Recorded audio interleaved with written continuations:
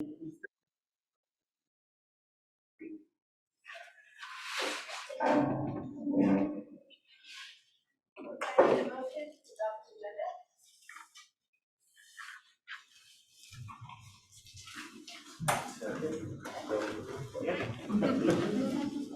have a motion to and a second to adopt the agenda. Is there any discussion? All those approved, say aye. Aye. All opposed? Any abstain? Motion carries. We're looking to approve the minutes of the October 4th, 2021 meeting.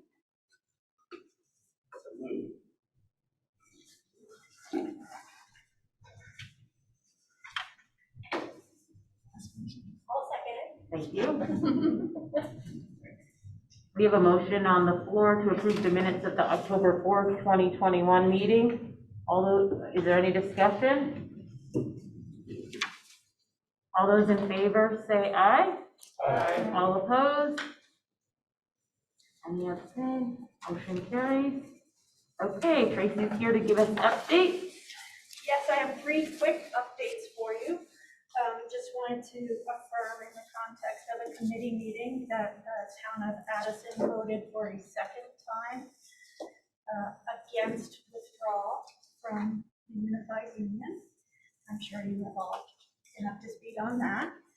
I also wanted to highlight for you that the values, goals, and criteria summary was updated one more time based on your discussions at the last meeting, and that is reflected in the most recent version of the document that is linked in the agenda, and remind you that we'll discuss processes for taking that kind of thinking to the community later this evening. And lastly, there are just a couple of tiny updates on the work plan. One is that in December, I added a reminder for us to think about the February and March meeting dates. And also, at your first meeting in December, we are hoping to have a report for you on a transportation study that was recently completed, which looks at what we can expect in the future in terms of transportation and how that might play out in different operating structures. So that would be important information that we're shooting for December 6th for. And that is what I have for updates for you. Thank you. Any questions?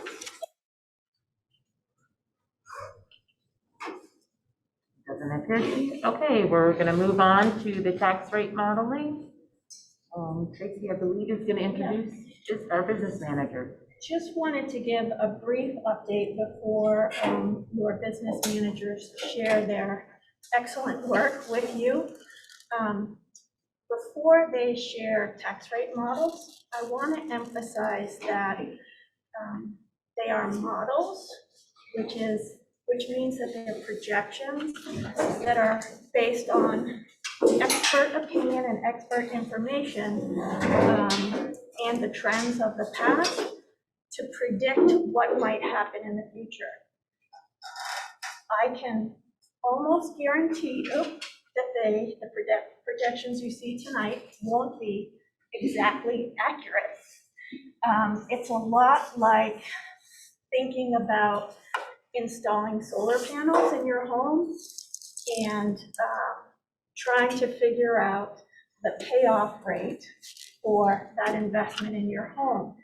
And you can make some projections about what the timeline for that might be, but the amount of electricity you use in the future, what happens in terms of electricity rates, all of those variables come into play in real life and affect the real payoff rate that you experience when you make an investment like that. And so the same is very much true for looking at tax rate projections into the future. You can think a lot about the assumptions that we bring to the tax rate models, and we can play with those a little bit to show you different scenarios potentially. But what's most important is that you look for patterns and trends as you think about what might happen in the future, as we think about comparing the status quo versus a union a union district option, and look for those patterns and trends going forward, and use that as a guide for decision making as we consider what we might ultimately recommend. So with that, I will turn it over to Elizabeth. Is Floyd here too? Hi, Elizabeth. She's behind you. Oh, there he is. We thought it important that somebody be here to face slings and arrows if needed. Would you like to come to the table? No, I'm good right here. I mean, if needed, I'm comfortable. Okay. So is everybody there able, I can't see what you guys can see. So is everybody there able to actually see the document that I sent you, Tracy, earlier today? I am not in and not positioned to project it, but I could, if that's what you'd like me to do, or you could project. Can they see me? They Can can- everybody there see me?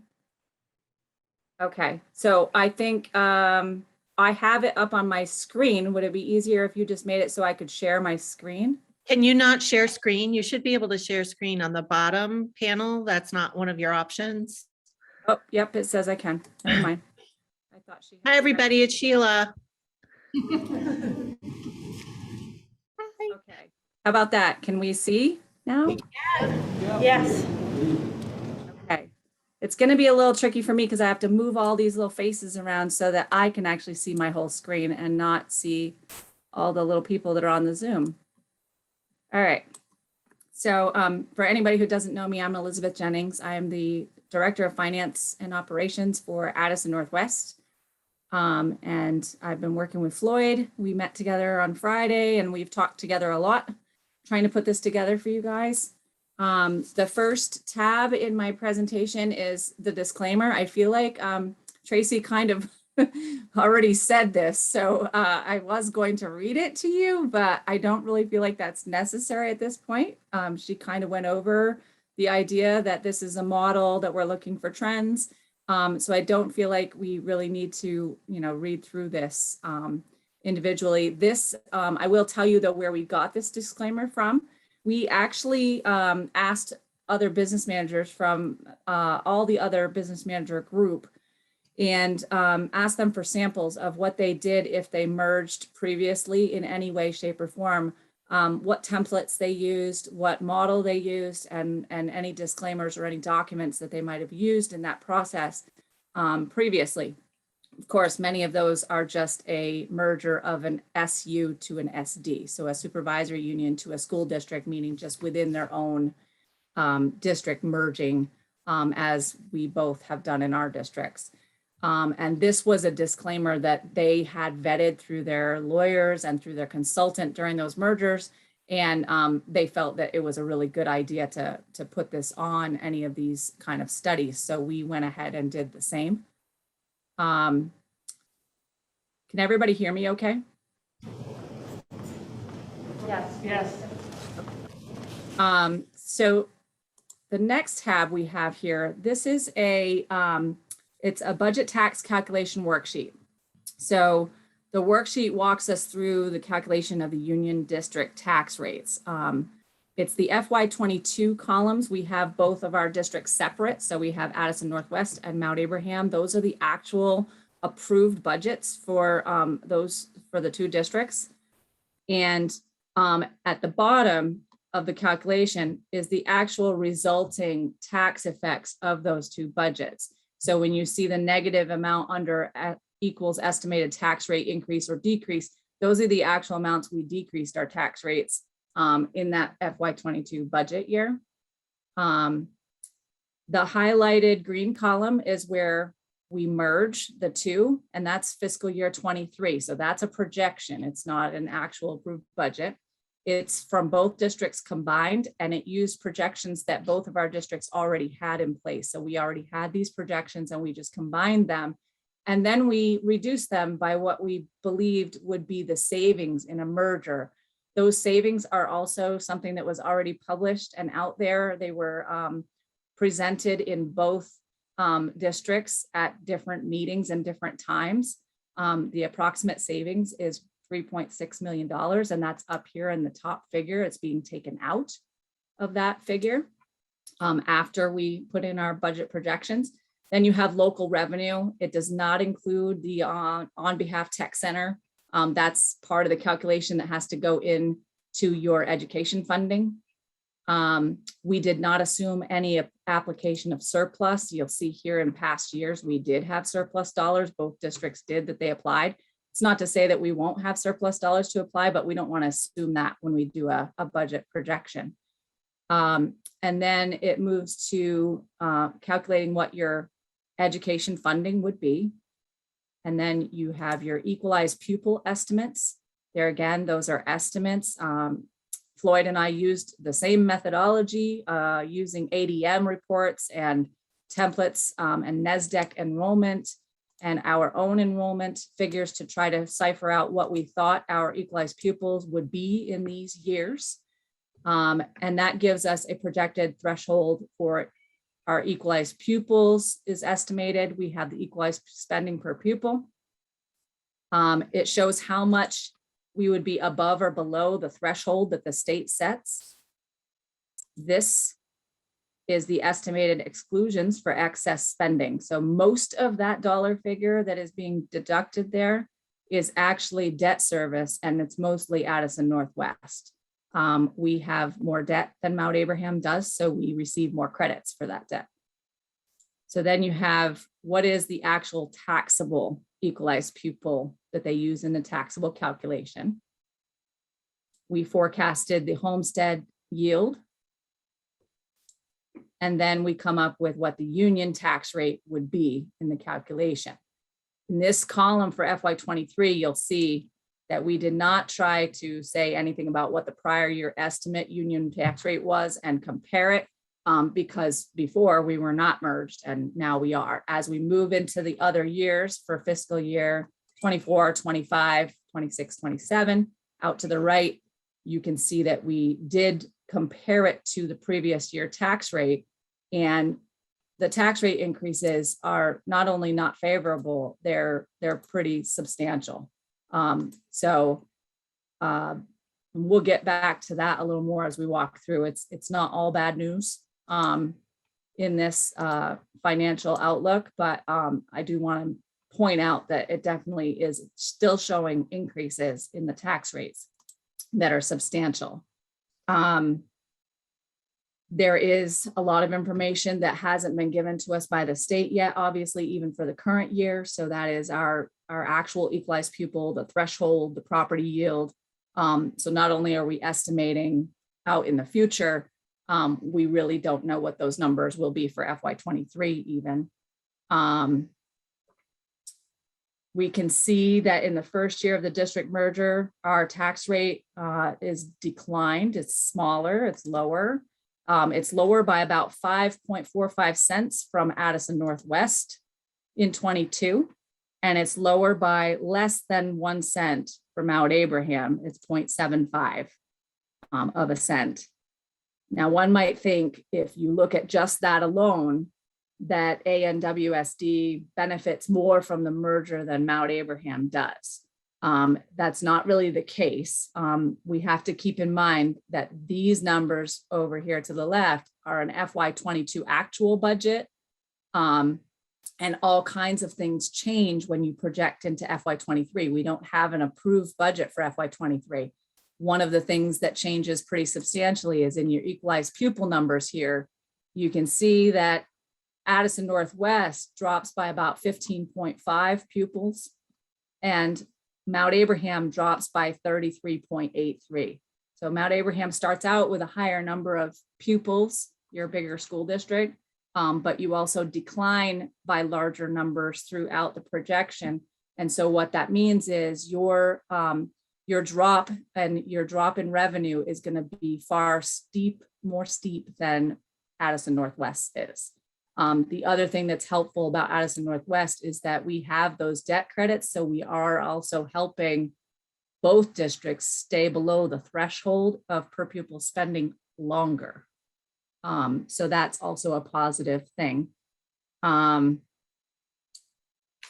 Let's see. I think that's it for this sheet. So I'm going to move on. Does anyone have any questions about this particular worksheet, or would you like to wait until I'm done and then ask questions? Before you leave the sheet, it's hard to see the screen, the numbers on the screen from the distance that we are. Okay. Could you just talk through the modeled tax rate increases and what you project in the union school district structure? Okay, so in the merged district for FY23, the tax rate, the union tax rate comes out to be 1.6199. That's the union tax rate for the merged district. And as I indicated, it's 5.45 cents lower than Addison Northwest FY22 and less than a penny less than Mount Abraham's FY22. As we move into FY24, your tax rate goes up by approximately almost 9 cents. It's 8.68 cents. It goes up to 1.7066. In FY25, the number rises again by 16 cents to 1.8698. In FY26, it rises to 2.1068. That's almost a 24-cent increase. And it rises again another 23 cents in FY27 to 2.3411. So those are sizable, as I was indicating. But as we walk through the rest of the presentation, I think you're going to see, as compared to the projections of each district alone through these same years, that at least for 23 through 26, the unified union district merger is actually more beneficial in your tax rate than us being separate. So it's interesting to see how large these are. What that tells me is there's still work to be done, even if you merge.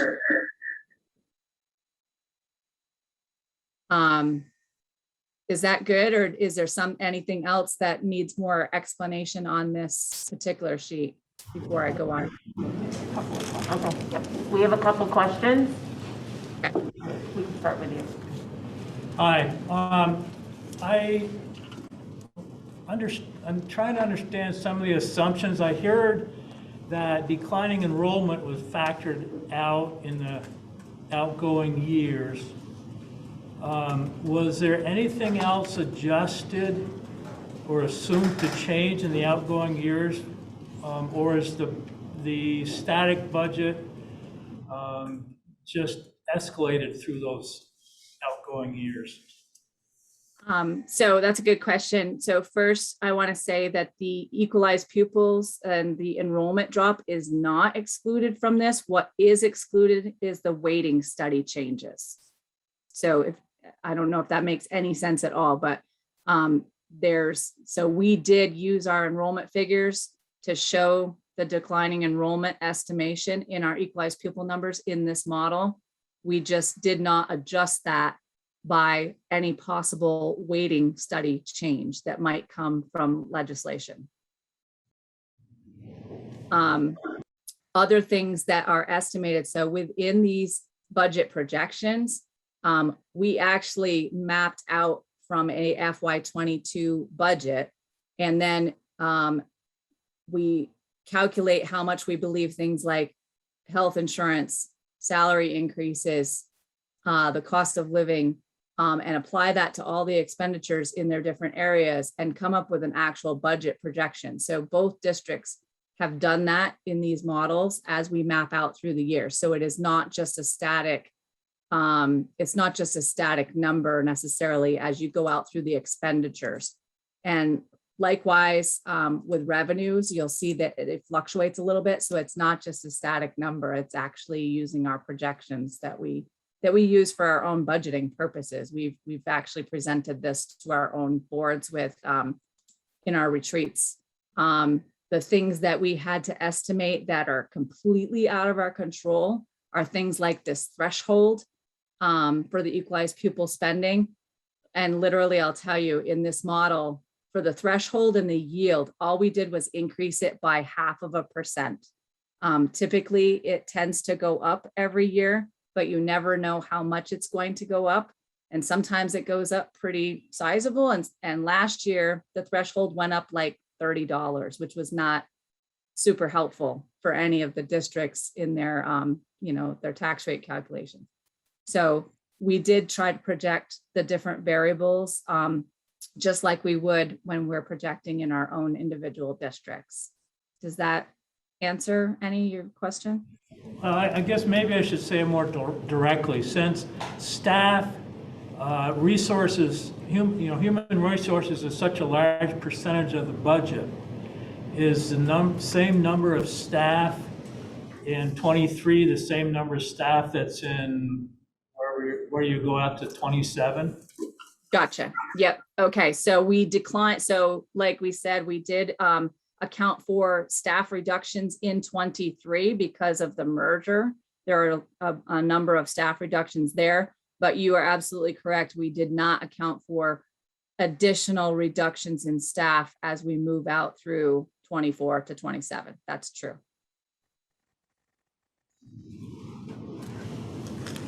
So same staff with a best guess factor increasing that. Which Right, is what, for benefits and salary. Which is what drives the bulk of all of our budget, both of our budgets. Right. But there is something to be said for what he's asking about too, is that in declining enrollment, there may be opportunities along the way as you move through those years. Either, certain staff members leave, you use natural attrition, or you decline your staffing commensurate with your, with your ability based on the needs with your declining enrollment. But I also realize that sometimes it's not cut and dry that you lose a certain number of students and you can automatically cut staff, because sometimes if you still have to provide a program or a class, it doesn't really matter if there's 15 kids in that class or if there's 11. So, you still have to have the class if you don't want to lose the program. So there's some of that, but I do acknowledge that was not projected. The decline of possible additional staff members as you move from 24 to 27 was not factored in here. And I'm not really sure how we would do that necessarily without really looking at every single class and every single program. Right here. Well, I guess I kind of had two things. One of them was the debt credits. I'm wondering if you could just explain what those are. I just know in my own personal finances, I generally avoid debt at all costs. So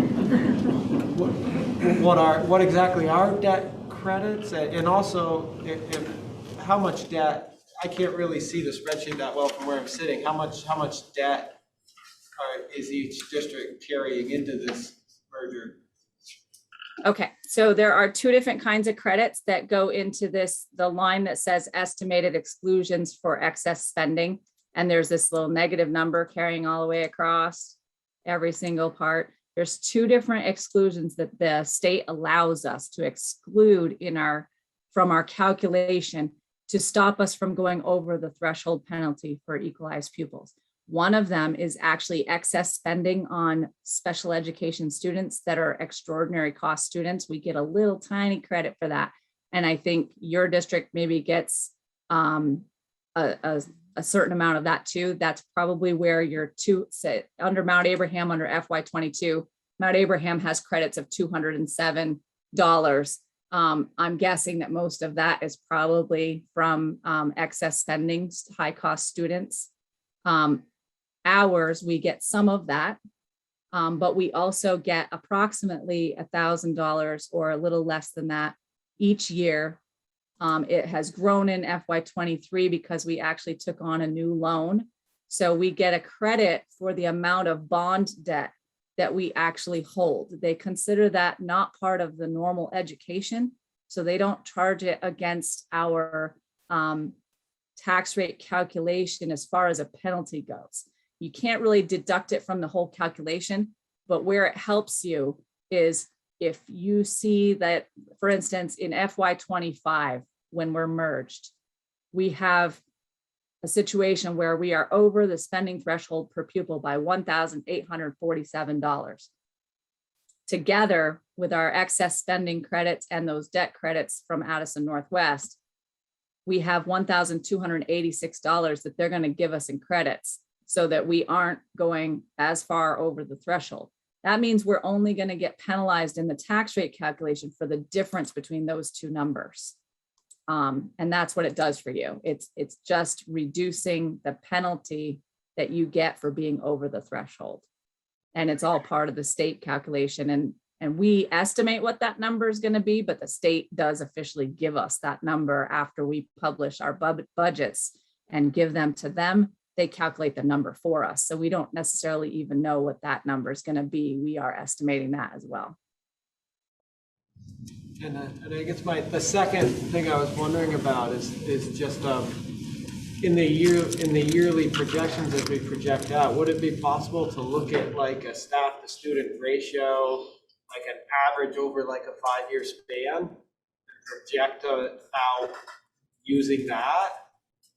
I think you could project a staff to student ratio. I think you'd want to set some criteria as far as, are you talking about all staff to all students, or are you excluding, say, custodial or food service, or are you thinking about, ratios of staff that works directly with the students versus the number of students. So it would depend. I think you'd have to set some criteria for us. I think there would be a way to at least put out what we have for current staff to student ratios.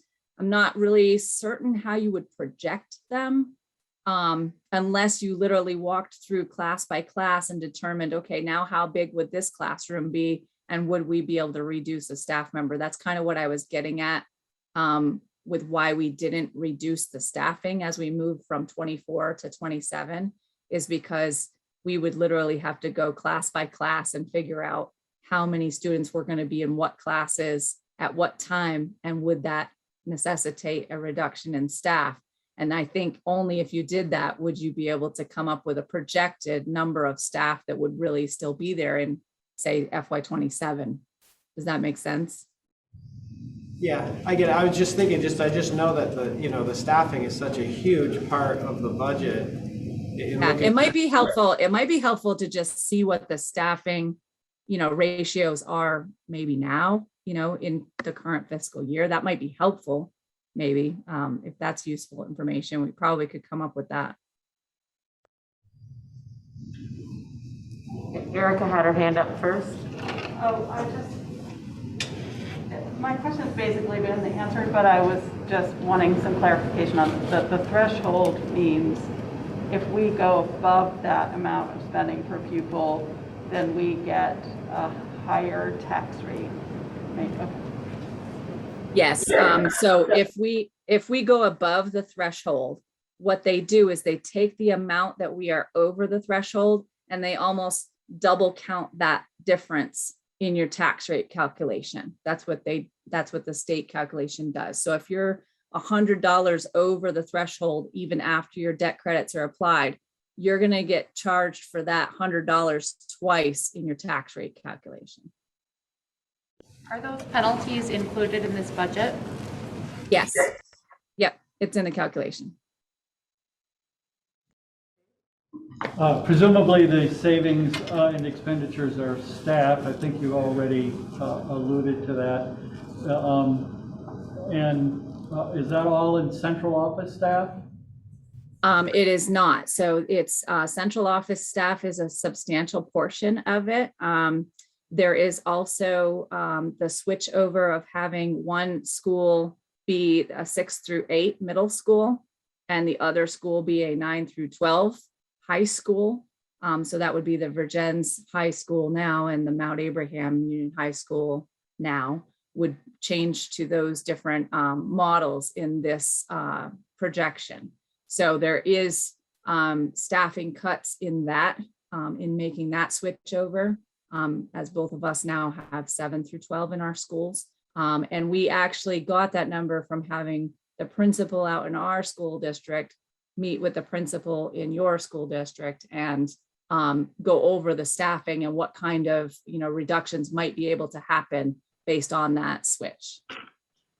As I recall, it was about a 2/3 staffing savings and a 1/3 admin. It was like 1.1 was the central office savings and the rest was teachers. Is that right, Patrick? I think that was approximately what we determined.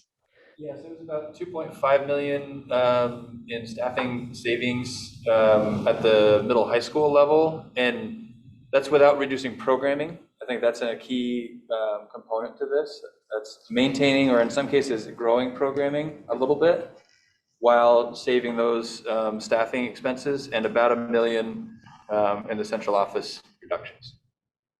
And just in December, at the first meeting in December, we're hoping to have principals with you to talk about opportunities and challenges in the various structures. So the story behind those possibilities is coming in the future. If I could just follow up on that. So there are some facilities use differences between the budgets and the savings derived thereof. Does that include Lincoln Elementary School or not?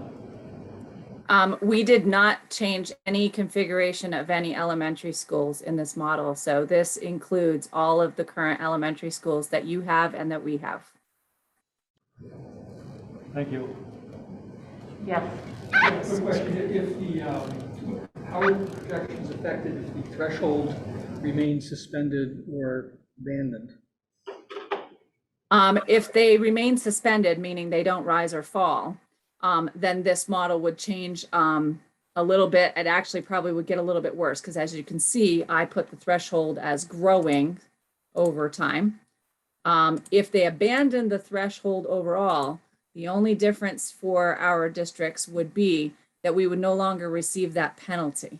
So your tax rates would, reduce a little bit as you go out here where you see that the threshold's being breached. Your tax rates would be a little bit lower because you wouldn't get that penalty. So the calculation would be pretty much the same. It's just that they wouldn't be penalizing you for that overage.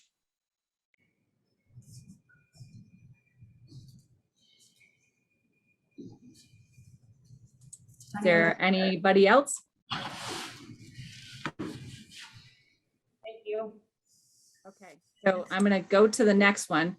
So this next tab is all the same information, really. It starts with the same budgets. It moves from our 22 budgets to our merger, and it goes out through. But we thought this was helpful because it does give a little bit of additional information as we move down through, and we can see where we're calculating what year do we actually start running into trouble with our being over the threshold, and it makes it really clear here. So it's FY25 where we see $1.2 million. And over here, if you can't read it, it says the change needed to be under the threshold after using your credits. And so that's basically saying that in order to be under the threshold in that year, we would need to find almost $1.3 million in our collective budgets to try to reduce spending in order to be below that threshold, or generate more revenue, right? Like if there was a way to do such a thing. And how many students, how many pupils, the weighted pupils, how many would it take to be under that threshold? And in this FY23 column, it shows we'd need 67.02. That's pretty substantial. It's not likely that you're going to have that many families move in that amount of time. The other thing this worksheet shows, and it gets worse as you go out over fiscal year 26 and 27, you can see it gets a lot worse as far as the dollar figure and the number of pupils to stay under that threshold. There again, if the threshold is no longer a scenario, it still means your tax rate would be going up. The only thing that threshold does is set whether or not you get a penalty. But it's a lot of times the marker that people use to try to stay below so that the tax rates don't increase too much. So the other thing this worksheet does is way at the bottom, it calculates how much does that tax rate that we're projecting influence what the education side of the taxes would be on, say, a $300,000 home. And so as you walk through that, you can see in FY23 merged, it goes from $4,860. In FY24, it goes to $5,120. FY25 is $5,610. FY26 is $6,320, and FY27 is $7,023. So it just shows that tax rate effect on a $300,000 home. Now, what I really wanted to show was this last tab, because I think this is important after hearing all this information about the tax rate still growing, being over the threshold, merger versus separate. And so what I did here is I pulled together what is the two key factors here, whether you're over or under the threshold and the union tax rate increases. And so this top chart shows the over under threshold, and it's Addison Northwest is the blue. MAUSD on my screen is kind of like a mauve color. It may be more of an orangish color on your screen, because when I did this at work, it actually was orange. So I don't know why my color changed. And then the merged district is kind of a yellowish color. It's the lighter color. And you can see that the merged district still inclines over time, but it starts out lower and it ends up still being lower. So the story about the threshold is in a merger, it's not great as you move out here through FY25 to 27, meaning there's still work to be done in trying to find more cost efficiencies in your budgets, but it's actually still better than if we are separate. The projections that we have being separate are worse than the scenario with us merged, and for both of us. And then the lower section here is the union tax rate comparison. So again, Addison Northwest is blue, MAUSD is kind of a pinkish orange, and the merged is a lighter yellowish color. Now this one's a little bit different. You can see that the merger does bring us lower in the beginning. It keeps us lower for quite a while, and then it breaches the Mount Abraham line and almost comes and touches the Addison Northwest projection line if we weren't merged. So somewhere in this 26, 27 timeframe, clearly there's a sizable issue that you've got to start dealing with early on in your budgeting and trying to find more efficiencies, even if you're in a merged district. There's, basically work to be done in building your budgets. This scenario and merging doesn't solve the declining enrollment problem, basically, is what I'm saying. It slows down the growth of it for both of our districts, gives us more time, but it doesn't solve it. And the only solution to something like that is if they change the whole model, the actual whole calculation model and how we receive our funding. Otherwise, we have to find ways to save money without cutting programs and still, just run more efficiently. And I think we've both done that in the last how many ever years as we've moved through our budgets. Each district does it on their own. So this would just mean us doing it together, and having a little more, power behind us as far as our numbers.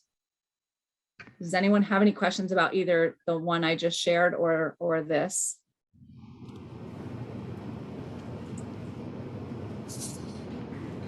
Or Floyd, do you have something to add? How about Floyd? I think you're hitting all the right buttons. It reflects trend. It reflects what we've already known.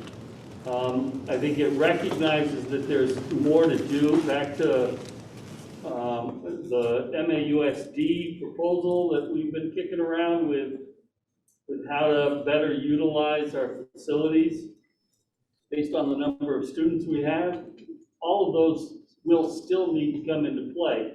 It also assumes the rate of growth reflective of not changing any staff or other items that we might be able to generate efficiency for. It doesn't show the unknowns. You know, we can say we know we can remove this cost, and we know this cost is going to stay, but in any merger structure, it's the year 2 and 3 where you find the other efficiencies that aren't apparent on these spreadsheets. And the expectation would be that efficiencies will be found, not additional costs. I think I would agree with that. And I also, that makes me think of something else that I just want to add to this. When we put the savings in for staffing based on the merger, we put the entire savings right at the very beginning in the first year of merger, FY23. And I just want to point out that that might not be 100% reality because I've been in an SU before that merged to a SD, and you don't flip a switch on June 30th and become a school district consolidated one entity from 5 to 1, or in this case 2 to 1 overnight and have it all be done on July 1st. So I'm just thinking that as far as paperwork and filing as your entity, getting all your ducks in a row and finding those efficiencies might take you a year or two of kind of dwindling that down and really finding where those efficiencies are. I think you will see more efficiencies as you move out through those other years that we could not project. But there again, I do believe that in fiscal year 23 and 24 is when you'd really have to see that first initial decrease. I think it would be a little more gradual. It might be a year or two and not immediate savings. So correct me if I'm wrong, did you say you put in 0.5% increase for the threshold for each Yes. year? Is there a basis for why that would be such a small increase? Because the average of what that number has increased in the past is that low. Some years it's, the increase has been as much as $200. And then in other years, like last year, it was $30. So a 0.5% actually equaled about $95 a year is what it increased. So that was the average that we've seen over the last 5 years in that threshold number. It seems to me that if we're only increasing the threshold by, maybe half or a quarter of what we're increasing salaries by, then every district in the whole state is, the slopes don't line up. Every district is going to cross that threshold.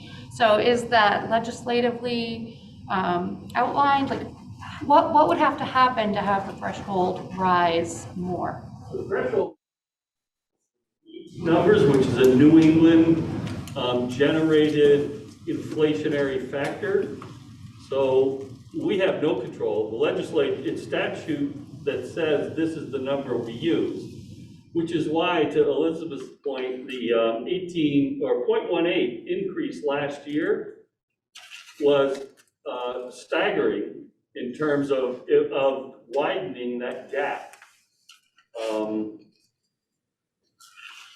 I think it's well-intentioned and best practice to not assume that the threshold is going to grow at a rate that doesn't require us to tighten our spending.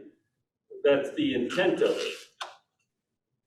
So using that 0.5, if it goes up 0.7, a little more wiggle room. But we'll know as it comes along that we have that as we're building budgets. Again, it's important not to think of those individual numbers like that, but to really look at the trend, the gap, and the structure. It's consistent with every projection that we've done with individual districts, and now as a merged district, we see the same trend. And I will say, it doesn't make sense. Like, I totally agree with you that, 0.5% on a threshold increase doesn't make sense to us either, especially when, the CPI increase average is about 2.7%. Salaries tend to go anywhere from 2% to 3%. Health insurance is going up anywhere from 9% to 15%. So it doesn't make sense. And that's exactly part of the problem that we have in getting budgets without having to cut programs. Okay. So I might say that the way the high spending threshold is calculated has changed several times since it was first instituted. And the legislature responds to pressure.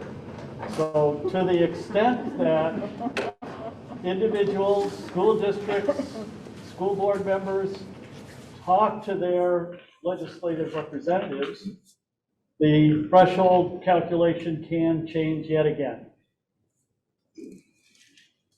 And the other factor that does play a role is also that homestead yield, the property yield.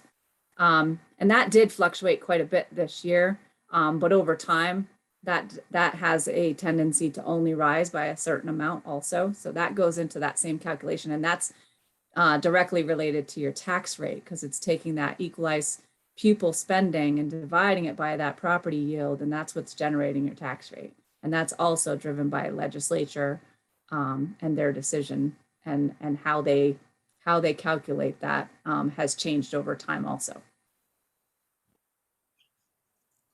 One item that's not in here, and purposefully not in here, is a CLA calculation for individual towns. And it's, well, that'd be a big chase to try and get all of that information this early in this process. What is CLA? Sorry, the common level of appraisal.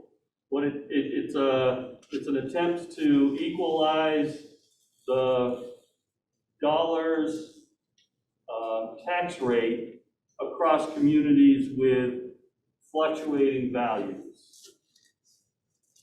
Right, it's based on the property values of the appraisals in those towns. And so in some cases, if your union tax rate, no matter what your union tax rate is that we put out, which is what we're trying to project, some towns will see a higher increase in taxes, and some towns will see a lower, and some towns will be right at that border and be right close to the union tax rate based on their own common level of appraisal in their town.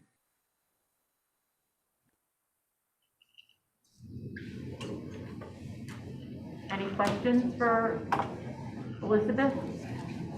Or I'll direct them all to Elizabeth. Thanks, Floyd. We all know you're the smarter one in the room. thank you, Elizabeth. Thank you. Thank you. Especially the graph, And- the line graph is very helpful. And Floyd.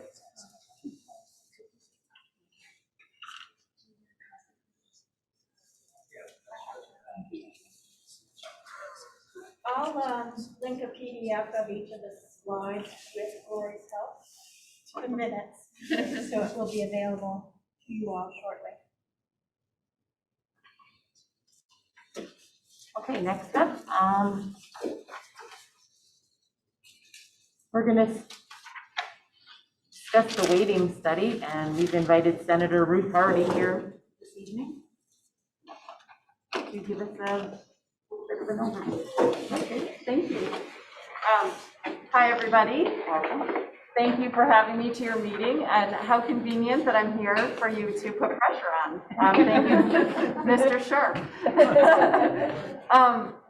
And Floyd and Elizabeth, thank you for that presentation. That was really excellent. It was really helpful for me to hear where you're at. So I'm Ruth Hardy. I'm one of the 2 state senators for the Addison district, which includes all of Addison County plus Huntington and Buell Score. And I live in East Middlebury, so thank you for having me up here tonight. I am also a former school board member. I served 3 terms on the Middlebury area school boards. I chaired the Middlebury Elementary School Board, and I co-chaired our Act 46 Merger Study Committee.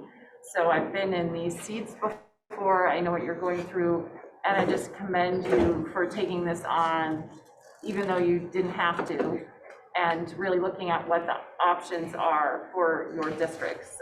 That's really great, and especially to be doing it during a pandemic and multiple other crises at the same time. So thank you for your work and all of the attention that you're paying to this. I was invited here to talk to you about the pupil weighting study, which has been mentioned a few times. It obviously would have a big impact on you, or could potentially. So I want to talk to you about where we're at. I am the co-chair of the task force that has been assigned as a sort of off-session study committee to look at how we might implement the recommendations of the pupil weighting study. So I'm going to give you a little bit of background and then tell you where we're at, and what the next steps are, and then answer any questions you might have. And I'm happy to come back or meet with any of you, or however you want to do it. I'm here for you to bounce questions off of or ideas off of.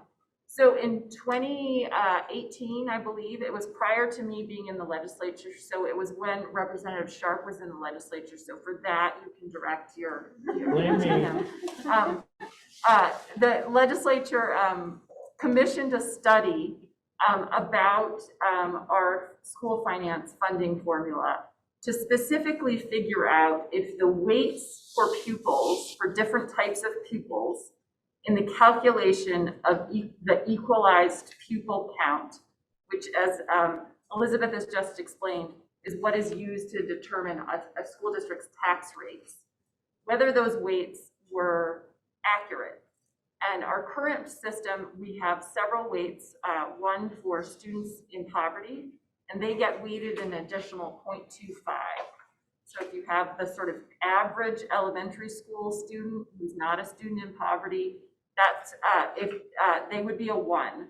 And if they're a student in poverty, they get an extra weight of a 0.25. With the idea being that they're more expensive potentially to educate for a variety of reasons. There's also a weight for students who have English language learning needs, and that's 0.2. And then an additional weight for high school students versus middle and elementary school students, which is 0.13 or 1.13. Because high school students are more expensive to educate because they have more services, they have more specific types of classes needing labs and all the sort of extra stuff that high schoolers get in high school. So those are our current weights. There's also a weight for preschool, which is 0.46. That was not part of the study. So that is sort of set aside in this study. So they were really just looking at these other weights. And the study was done by researchers at the University of Vermont and Rutgers University in New Jersey. And the study came to us on Christmas Eve in 2019, and the legislature didn't start actually looking at it until January of 2020. And at that time, I was serving on the Senate Education Committee. We had just started taking testimony and really digging into the report. And then in March of 2020, COVID, the pandemic hit. And it's a really complicated issue to try to do during a pandemic over Zoom. So we had to put it aside and really deal with a pandemic. But this past session, even though we were still on Zoom and it was still a pandemic, we started to take up the issue again. And really, with the idea that are the weights sufficient, and the report actually says that no, the weights are not. They're not accurate anymore. The weights were originally derived pre-Act 60, so before our current funding formula. They are a holdover from our foundation formula, which is the formula we had before Act 60. And they haven't been updated for at least 25 plus years. And it's really difficult to figure out how they came up with the weights in general. You know, were they based on research? Were they based on talking to business managers? Was it just a guess? How did they come up with the weights? And we can't find any evidence of how they came up with the weights. So the study actually recommends 4 different options for weights that are based on running regression analysis of how much the different cost for educating these different types of students are to get to a common outcome. And I want to emphasize that the question the legislature asked was a very narrow question. It was just about the weights. And as you just heard from Elizabeth and Floyd, our formula is way more complicated. There are a lot more factors that go into school funding than just the weights of the students. There's the budgets of the school districts, there's the number of actual students, there's the threshold, there's the, you know, increases in healthcare and salaries. There are just so many factors that go into our formula. This was just looking at a very small thing, which is the weights themselves. So we asked a narrow question and we actually got a pretty narrow answer. The weights are not sufficient.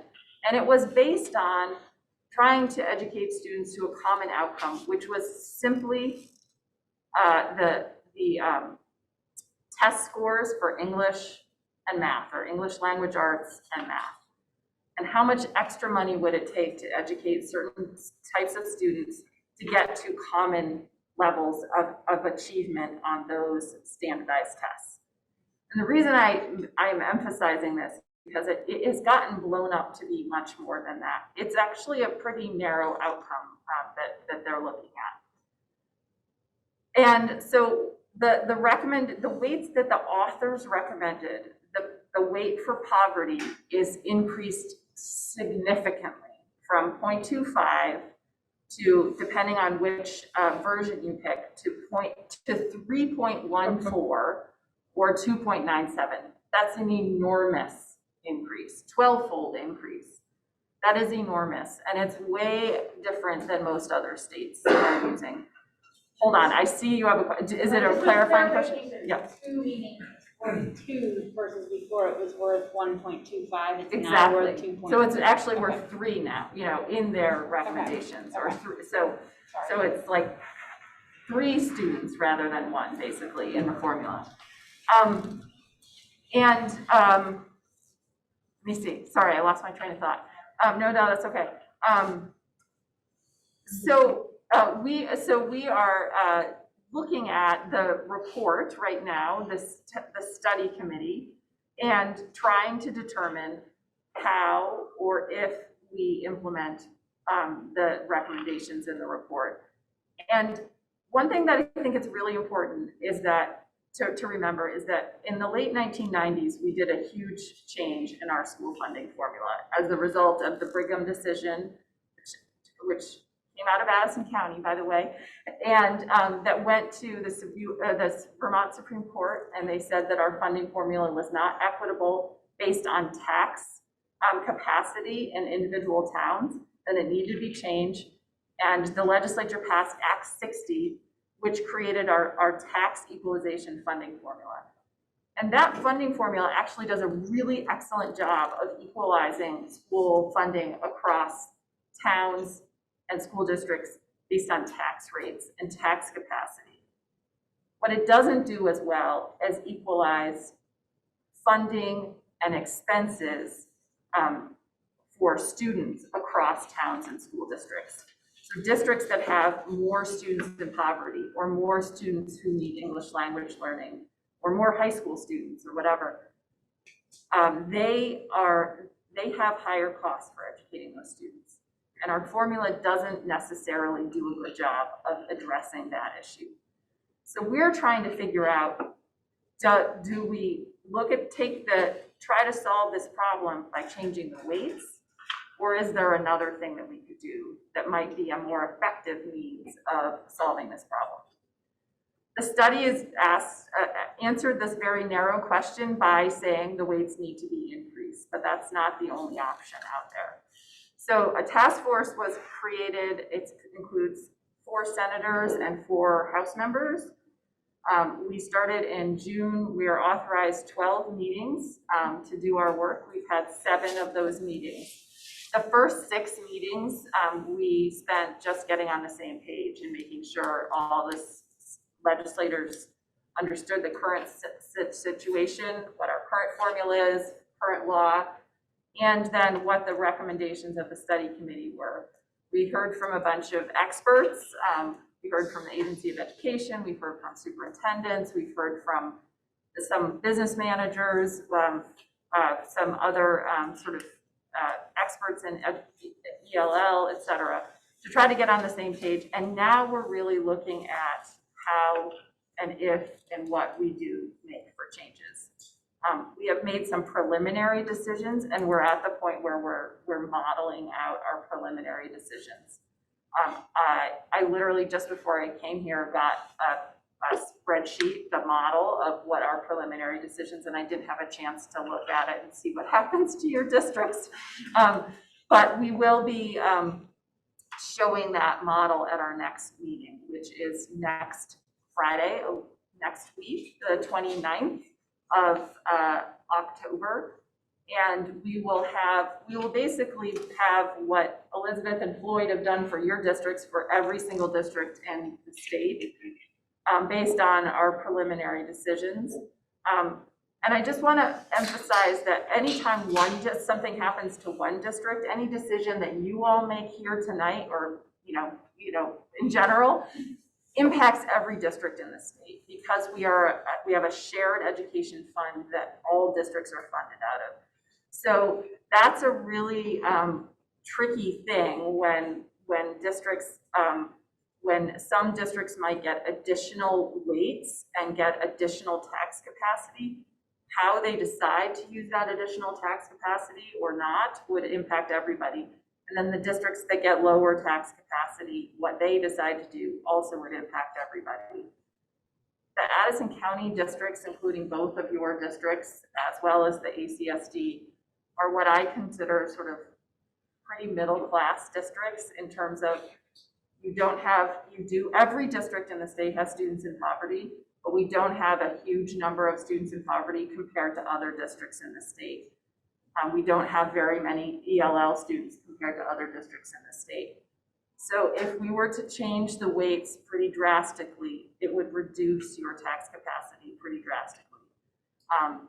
So I can't tell you exactly what we're going to do yet. We haven't taken any formal votes, but it is highly unlikely that we're going to go with the very big weights that have been recommended in the study, mostly because they really distort our tax capacity, the equalization system in our current equalization of tax capacity in our current formula. We also looked at, there are weights that are based on school districts and based on schools. The authors recommend the school level weights, and we are leaning toward the school district level weights, which are more modest, because school districts budget by school districts. Tax rates are calculated by school districts. Everything is done by a school district, not schools.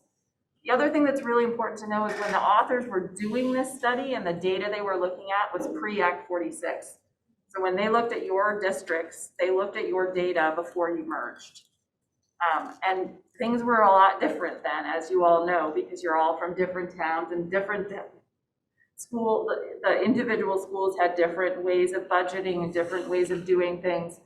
The high schools had different ways. And then when they all merged, everything changed and you made different budgeting decisions based on the merger, different decisions on where to put resources based on kids' needs in different buildings. And so we're really leaning toward using the district level weights. We're also looking at a completely different, and I don't remember if it was Elizabeth, but we are also looking at a completely different way of dealing with this, which would be more of a expense equalization formula that we would try to work out, and that is extremely preliminary and we haven't modeled it yet. So we are looking at other options besides the weights. The other things we are doing is, right now, the way that poverty is calculated in a district is based on SNAP eligibility, which is the eligibility for food stamps, which way undercounts the number of students who are living in poverty by a pretty significant amount. So we are looking at using the free and reduced lunch numbers, which give a much more accurate count. And as more and more districts are moving toward universal school lunch, we're also looking at shifting to a universal income form that would be done by every district that would hopefully even get a more accurate count. So that may actually help your districts get credit for more students in poverty. We're also, and this is a thing that probably only Elizabeth and Patrick and Floyd might, some of the weights are additive and some of the weights are multiplicative. And so we literally spent a couple hours just talking about the math. Like, yes, it makes your head explode. So we spent a couple hours just talking about the math. What happens when you multiply by a number? What happens when you add a number? And modeling that out. And it's inconsistent and nobody knows why some of them are additive and some of them are multiplicative. So we're actually leaning toward moving to having them all be additive. So there's consistency. The other thing that the study does recommend is weights for very sparsely populated areas. And they have 3 levels of population density that they look at. So they do give a little bit of a weight for population density for very rural areas.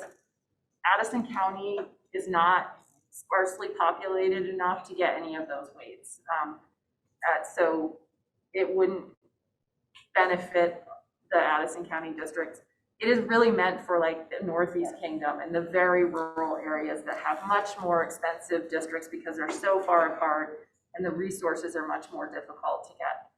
There also is a weight for small schools that are in very sparsely populated areas, meaning schools that are small because there's no way to merge them because they are so, remote. And so they're too far apart to do anything about.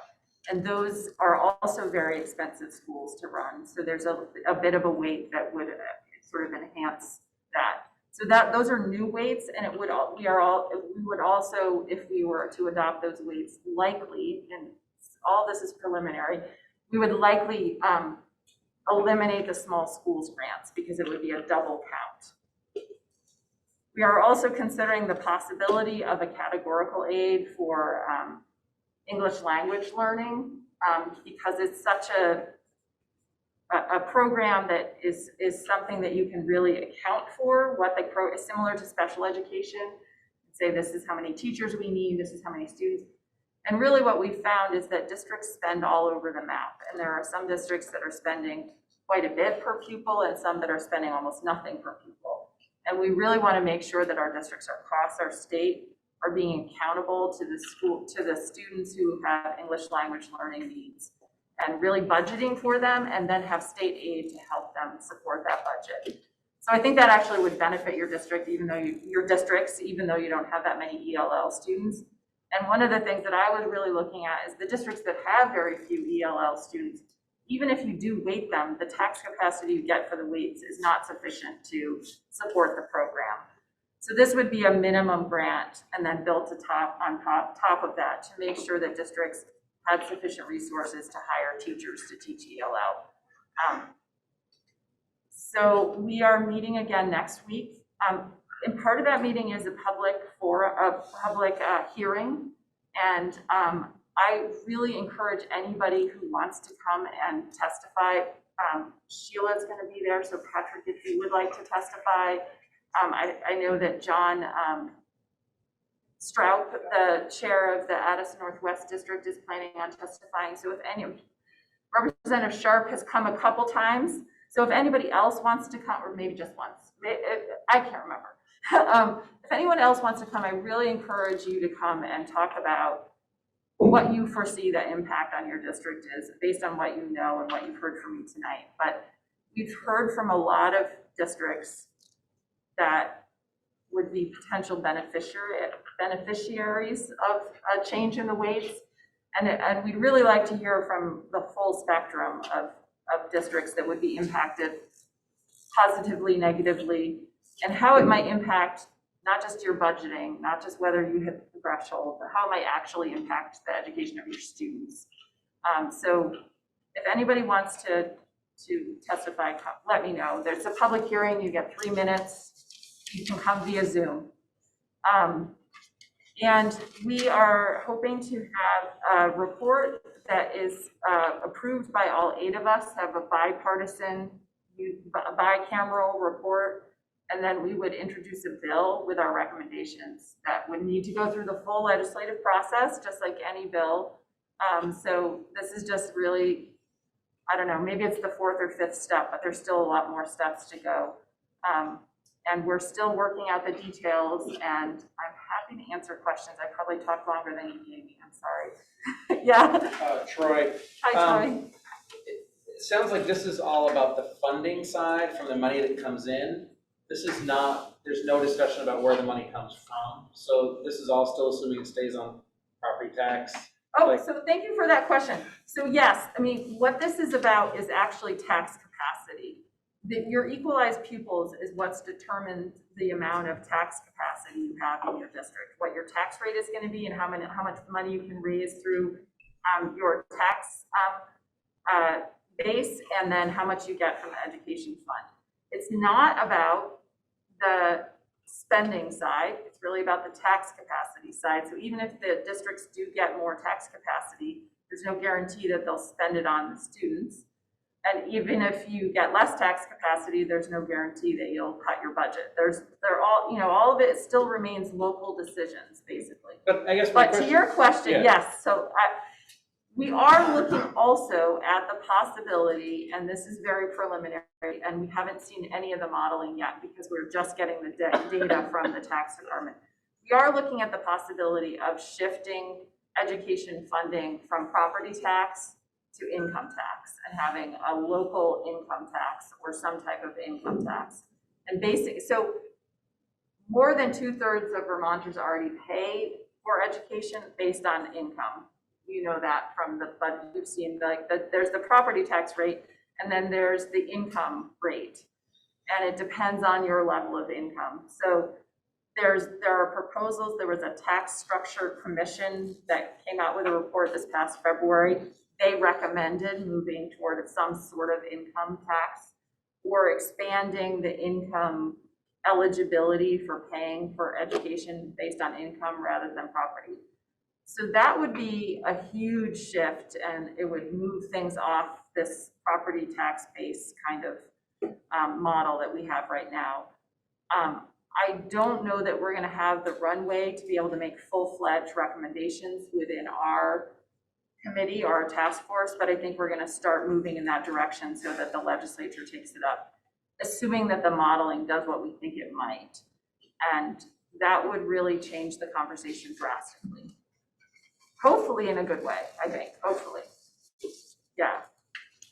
This is a random question, but often when it's come up about what we vote on, who initiates the change of why are towns or districts voting on their school budgets anyway? Why isn't, or like, can the town say, we don't want to do this anymore? Or does the state say, you don't have to vote on this anymore? Like if you're over, in some states, like if you're over a certain percentage, that's when your districts vote on it, but otherwise they don't vote on it. It's just a random thing. Yeah, we have to like have everybody approve our budgets, and we don't approve the state budget, right? Or the federal budget. So it is Vermont tradition and part of our culture and 7 generations or whatever you want to say of Vermonters voting on school budgets. It is just the local control of local towns and local school districts determining their school budget and then voting to approve or not approve their budget is really part of the sort of culture of Vermont. And I'm not saying that's a good thing or a bad thing. I'm just saying that that's the way it is. It would be, I think, a pretty difficult thing to change to tell local towns that they no longer get to vote on their budgets. That hasn't come up in the context of this study. We have talked a lot about like, what is the responsibility of local and what is this responsibility of the state? And how do we keep the balance of local control and state oversight? Constitutionally, the state is actually the one that is supposed to guarantee that. We have one of the few state constitutions that guarantees the right to an education for all students. And we, the state, are the sort of protectors of that, so to speak, in concert with the locals, but it's really on us. So we really have to figure out what is that right balance where we want you to do your important work at the local level, and I've done it, so I respect it. But also, how do we ensure across the state that we have equitable and fair education for all students, not just students in Bristol and New Haven and Canton and whatever, all of your towns, but everywhere. And that's the balance. And I don't know if you all saw the Addison Independent article about this issue. If you haven't, I encourage you to read it. It's really a balance I'm trying to strike right now as the Addison County Senator that represents towns that may not benefit from this, but also really trying to figure out what's best for students across the state. And how do we ensure equity and fairness for all students? And how do I do that where I represent all of you? And I hear these reports. So I'm in a tough place, and I hope you'll bear with me and be patient and understanding, but I also really want to hear your ideas. We have suspended the threshold for 2 years, and that the threshold is part of our conversations. Once we see the model and we see the impact, we're going to talk about ways to mitigate that impact. So phasing things in, whether or not the threshold needs to be changed or eliminated or completely rethought, whether there's a floor or a maintenance of effort, saying that districts have to spend at least this much on certain things. And the hold harmless provisions. So we're looking at a lot of things that hopefully will mitigate the impact for districts that might have a big increase or a big decrease in either way, so that it's not just a bam in 1 year. So yeah. It's a little frustrating to hear that all of these things won't actually affect us, because you've seen our projections. We are going to have some issues regardless of whether we merge or not. You spoke about having certain, like a ladder for very rural districts. And I think it's interesting because despite the fact that we're not very rural, we don't have the same opportunities of efficiencies of like Burlington or South Burlington or Essex. So to not give us anything unless we're below the super certain level and allow them to have efficiencies, and then also get help with their EL, I'm gonna not know that. Yes. It feels like, I know this is super complicated, but yeah, that's. Yeah, no, I understand, it's frustrating. And there are 3 levels of population density that are proposed in the report. So under 36 people per square mile, under 55 people per square mile, and under 100 people per square mile. So there is a population density ladder already in the report, and that is based on school district. That the fact we have Lincoln, but also Bristol, means that even though we have to spend more on transportation for some of our lower density towns, because we even out, it doesn't help us. Well, transportation is actually taken out of the calculations because there's already a categorical aid that provides funding for school districts for transportation. So when they were doing their analysis, they actually removed transportation from their calculations. So you do get money for your transportation costs. It's about a 50% reimbursement. And there are some districts that I'm gonna guess yours is not one of them, but they get extraordinary transportation costs, and you don't get it, yeah. So those are mostly for like. We'd be happy to receive. Yeah, those are mostly for the Northeast Kingdom that has like super long transportation, but you do get aid for transportation already. But yes, I hear you. There's this sort of, Addison County is stuck in the middle in a lot of ways in terms of the where they fall.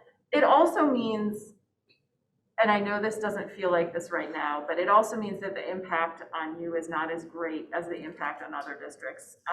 There are some districts that will see a much, much, much bigger impact if we were to implement the full study recommendations, which we already have decided we're not. We're just trying to figure out what we're doing. So I'm super conscientious of this, impact and trying to figure out how do we make it okay. And I know the districts that are in declining enrollment are sort of in a double bind if we change the equalization factors and it makes your declining enrollment decline even more, which is what would be projected. So we're trying to figure that out. Yeah, but I hear you. Yeah. So when the wage study came out, there was a lot of buzz about it being really good and thorough, and should be, somebody even go so far to say it should be implemented 100% without any monkey. And your discussion tonight, you're talking about some of the weights being just too much, and it should be less than that. I would be interested in hearing the understanding of how they developed those weights at the levels they did through the study compared to how your working committee has determined them to be too much of a jump. I mean, reality might be that that's a proper jump as opposed to too much, I guess. Yep. So I think the study is a very good analysis, and it's a type of analysis that we haven't had the capacity to do in the past. And I think the overall findings, which is that many school districts don't have sufficient resources to educate students in poverty in particular, but also ELL students or very rural districts. They're all more expensive to do, and our current system, our current formula doesn't take that into account. And that's the clear finding of the study, and I don't debate that at all. I mean, I think that is really true, and so we're trying to figure out how do we do that.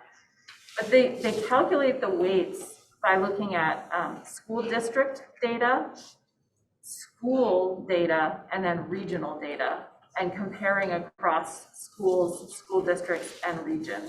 And the region is the New England region, excluding the Boston metropolitan area, because that's obviously an outlier, right? And they look at the cost for the differences for costs in each of those three levels for educating these different types of kids to reach common outcomes. And those outcomes are based on test scores. And they use data from 2010 to 2017 in order to calculate the recalculation of their weights. And I don't doubt that the regression analysis is accurate. It's based on, a statistical regression analysis, and I don't doubt that it's accurate. But what it doesn't take into account, I think, is the different ways that school districts have changed their organization since that study was done. So all of the mergers across the state are not taken into account, and the differences for how districts budget. What's also not taken into account is all the other factors for outcomes for students. In most cases, if we were sitting here talking about student outcomes and only focusing on test scores, all of us around this table would, I think, feel uncomfortable with that, right? And this, I don't want to assume, but I'm going to guess that most of us would feel uncomfortable with just looking at test scores as outcomes. And this is what the study mostly does, is look at outcomes based on test scores. So if you look at a broader function of outcomes, how would this change? And then they're just the way we measure poverty, changing from SNAP to free and reduced lunch, actually has a significant impact on the weights.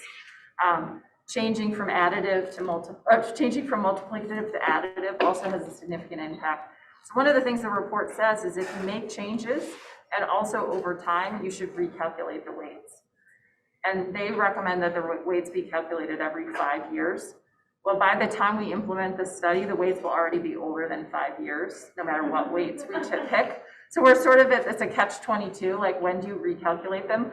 So we're actually trying to recalculate them now to see if we can figure out what the differences might be. So it's trying to, like, you know, fly a plane while we're building it kind of thing. So I think the study is excellent. I think the findings are excellent. It's really the details, and when you start doing the math, you realize that there are all these things that are complicating the overall findings of the report. Does that make sense? Yeah, that clarifies. Yeah. So I guess a comment would be test scores.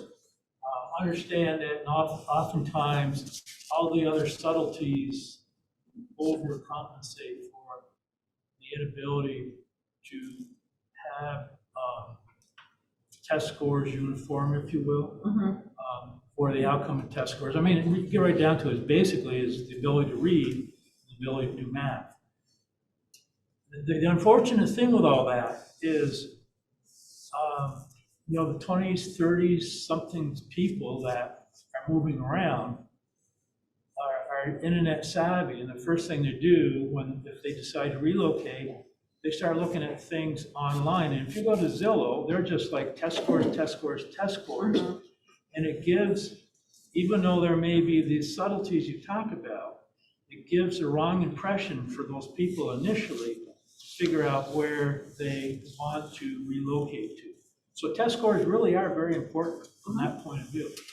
Unfortunately, this area struggles with that compared to Chittenden County. I mean, it's not the only reason people move to Chittenden County, but this area struggles with that. And to me, it's important to not make light of the test score Absolutely. issue. I mean, test scores are, first of all, they're easy data to acquire and use in any kind of analysis, and they're easy for people to understand. They're also the official thing. We require tests, and so we want students to do well on them. So I'm not saying that they're not a valid thing to be using as a measure of outcomes. But it's also a very narrow measure compared to the full spectrum. They did say they considered using graduation rates, but for some reason that didn't work in their analysis. And so to do a regression analysis, you have to have like easy data, like data that's like math data, you know, mathematical, like numbers. And having the sort of bigger picture data is much more difficult to include in a regression analysis. So you're right, we shouldn't discount them. They're super important. But I think there are other factors we need to consider as well. Is there another question? So I am happy to come back after we have more results and talk to you again about what we're seeing in the results. I know that as soon as we make them public, all the superintendents in the state and business managers in the state, I would assume that you're all going to be scrolling down. Addison County is first because we're A. I always love it when I see the spreadsheet. I'm like, boom, boom, boom. So please reach out to me, Floyd, if you want to testify, Elizabeth, you know, whatever, and talk to me about them once they're public. We're trying really hard, as you business managers know, once data is out there, it is out there. So we want to make sure that it's accurate and that our math is right and that everything, the I's are dotted and T's are crossed before it's out there. But I'm happy to come back, and please let me know if you want to testify, or you can watch us on live stream or on recording also. So we're pretty accessible, and I'm easy to find, but I'm happy to give you you can find my email and phone number online pretty easily. So please reach out if you have questions. Yeah. I would just like to thank you for being so transparent and very, very clear. Thank you very much. Thank you. Very, You're very welcome. helpful. Thank you for having me, and thanks for your work, and I'm happy to answer more questions whenever. So, but I'm going to let you get back to your work, and I'm going to go home and eat dinner. Thank you so much. Keep up the good work.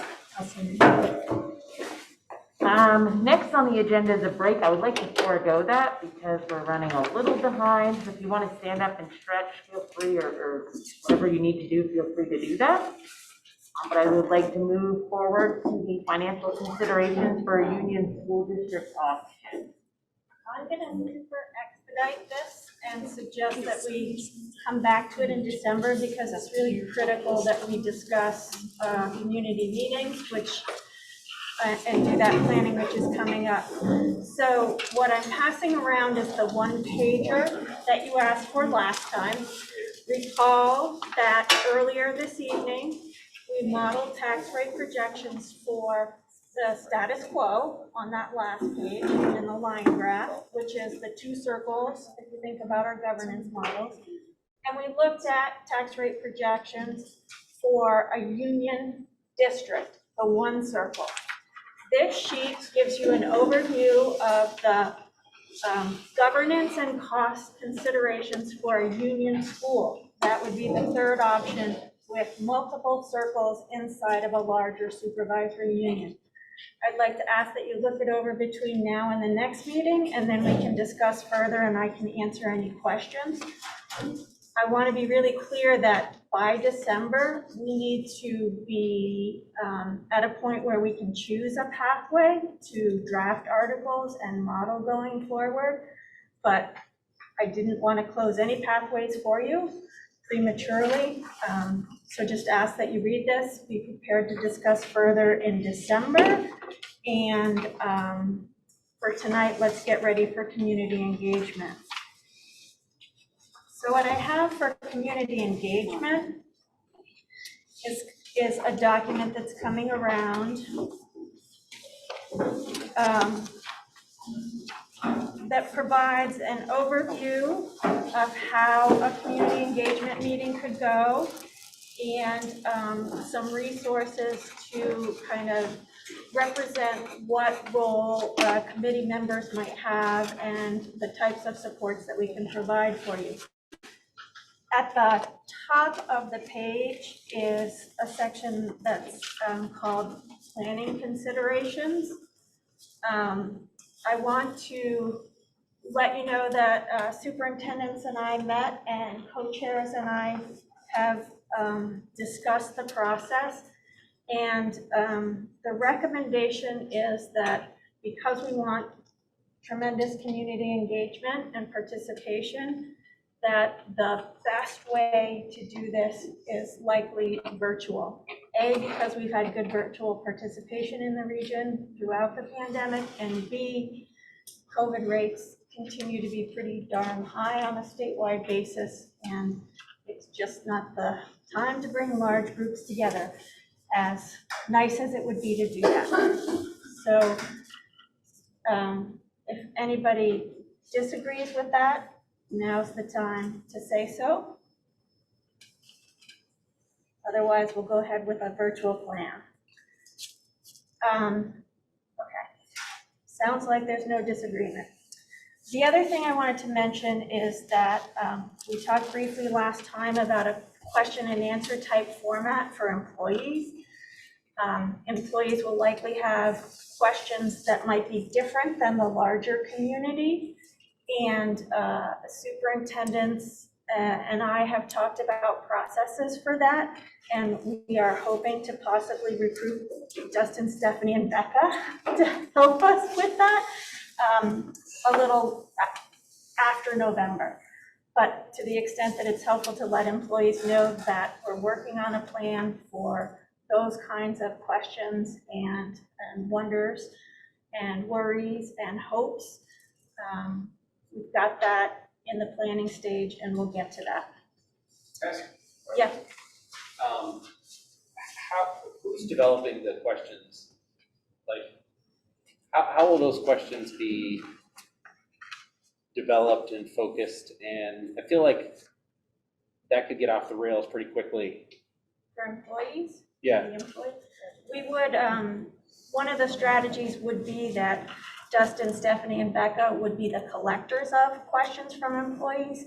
They'd synthesize them and then they would ask them. Oh, so we're collecting anonymous. questions, we're not asking questions. For that, for the Q&A, yes. Okay. okay? Because the needs of employees are really different. Will I have a job? What's the process for deciding which school I work in? Those kinds of things are quite different than what we're looking at for our community forum. Okay. The other thing that's not on the sheet that I wanted to mention is this doesn't have to be a regular meeting that's called to order. We can do that if you're more comfortable with that and if that's what your community expectation is, but we could also approach it just like an informational meeting. You are not going to be discussing information or making decisions. You'll be listening to the community, taking legislative testimony, almost like Senator Hardy's team is doing. So that could make the meeting process a little easier, but I defer to you on your preference on that. You're looking for feedback? Yep. So I think we should take testimony. We should make an effort to give everybody 3 minutes or some way of encouraging people to express what they're thinking. Perfect. And we've got a process where we can do that. So would that make it a public meeting or not? It doesn't have to be. The structure we're talking about is breaking people out into circles virtually so that everyone has a voice, an opportunity to share their voice and be heard, and then committee members would bring that back and we'd synthesize it. So we'll come back to that, but let me talk to you about a structure. Yes? I'm sorry to probably let me before, but just in terms of the virtual format, I mean, I do worry a little bit that it would exclude people who don't have, good broadband and that kind of thing. So is there, I mean, I guess at least when we publicize it, we should maybe encourage, if you can't, Zoom into this, please come to one of our regular scheduled meetings and bring your ideas to us there or something. Let me talk through the process and you tell me if the options that we have will meet that need or if we need something else. Okay? So in terms of logistics, Sheila is willing to be what I call the producer and manage the Zoom hosting, including assigning people to groups for circles. The process should include pre-registration. Ideally, individuals can sign up for one or both, either one or both sessions, and the registration would need to include their email information so that we can follow up with them. And Sheila's comfortable and Patrick is comfortable helping us with that process. We definitely would need to do some advertisement and recruiting over the next couple of weeks, hopefully with the support of our Front Porch Forum designees. I can include it in tonight's brief so that you can share, everyone can share it. And superintendents are willing to share via school announcements and websites. And I think we want to specifically target students. And this is the time, one of the times when it would be great to reach out to student leadership to say, make sure students join too. That's a question. Yeah. Would that be like the robocall that goes out to everybody, like a snow day? It could be even a tool that we have access to. It feels like we would want, like you get in every parent's voicemail with that, which is more effective than their email, I believe. And high school kids. And high school,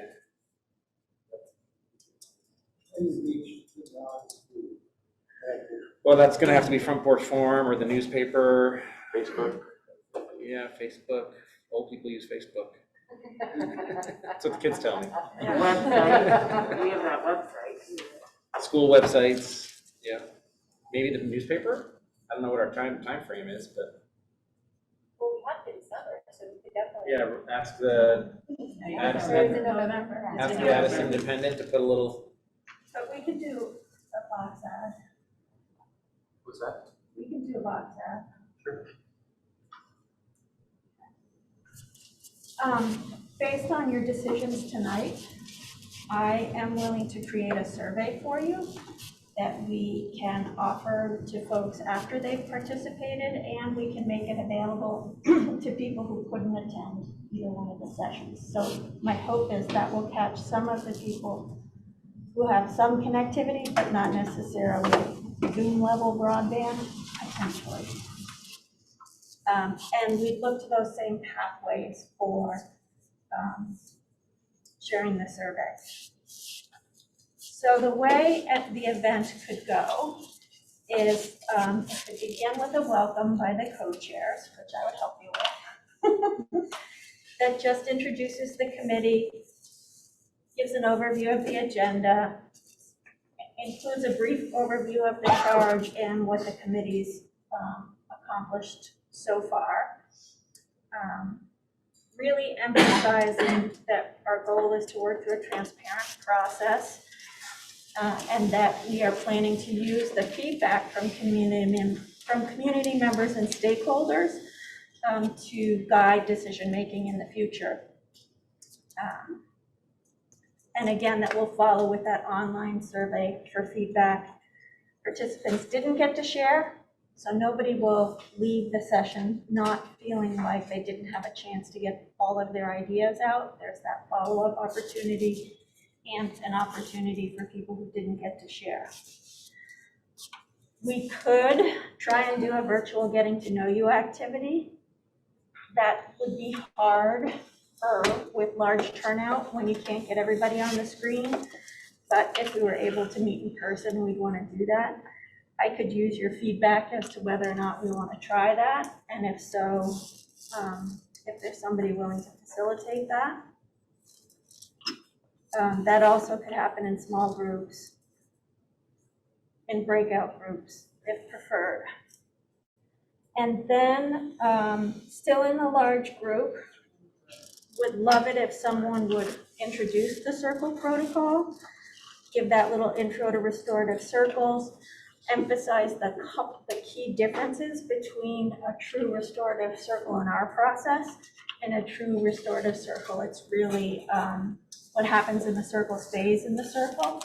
In our restorative circles, the hope is to assign a note taker and a circle facilitator to each group. And it's important for folks to know that committee members will be filling some of those roles and will be recording the ideas shared. You won't be recording word for word or attributing ideas to anyone in particular, but for people to know that you're getting the gist of what they're saying and keeping the who shared what confidential. And then our producer can break us into groups. There is a little outline of what a circle process would look like.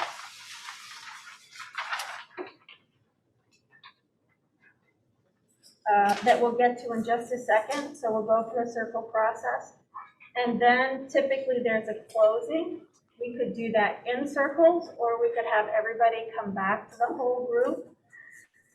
If there's a closing, groups could share one highlight from their circle, or you could just, in your circles, thank people for their participation, encourage them to join the second session at the end of the first session, remind them about the online survey opportunity that will be coming to them via email, remind them again about the use of their feedback, and thank them for their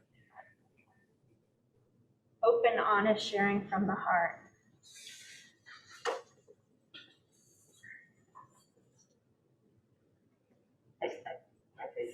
Yeah.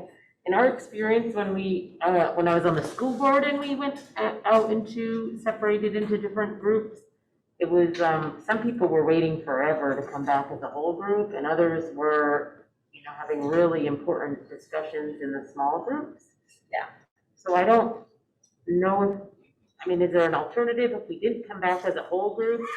Could we kind of recap and do what you're saying at the end, share one thing at the start of session 2? Or a different time, or not session 2, a different time? Or use it in a summary? Yeah, we would use it in a summary. Okay. I'm thinking that you will work together to synthesize at the meeting in December, so the highlights will come out and be Okay. shared publicly. So, and for that, that's the reason that closing in your smaller groups can be preferred over the large group. If you're ready to close, you can close. Right, And if right. you need to keep talking, you can keep talking. The other side of that is it can be hard to get out, so, and not that you don't want to hear from people, but it might, sometimes it's nice to know this is how long we have to talk about this. True. And that it has like a countdown that says, okay, your breakout rooms are about to close, and so it sends you back to the main group. And that can be kind of effective to keeping the thing moving, not to go. I do want to hear from everybody too, so I get that, I think. And I would not do, unless at the beginning, as a whole group, there was a thing that was like, you could punch a number, like, about stuff you have in common, like, I'm a parent, or I'm a whatever, or I had kids in the school system, or I grew up in Addison County, or that kind of thing. That's just like a punch-in code. Otherwise, I don't think going around the circle in a large group is a good idea. Mics are terrible. Yeah.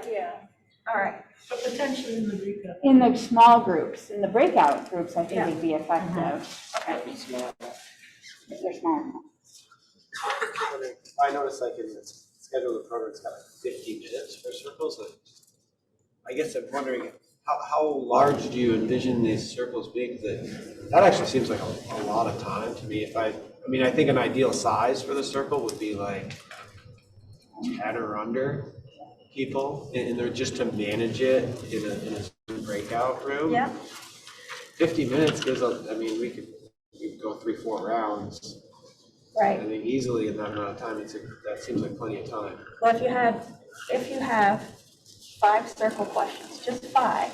Yeah. 10 people in the circle plus a facilitator and the note taker who are not speaking, except to give the prompts.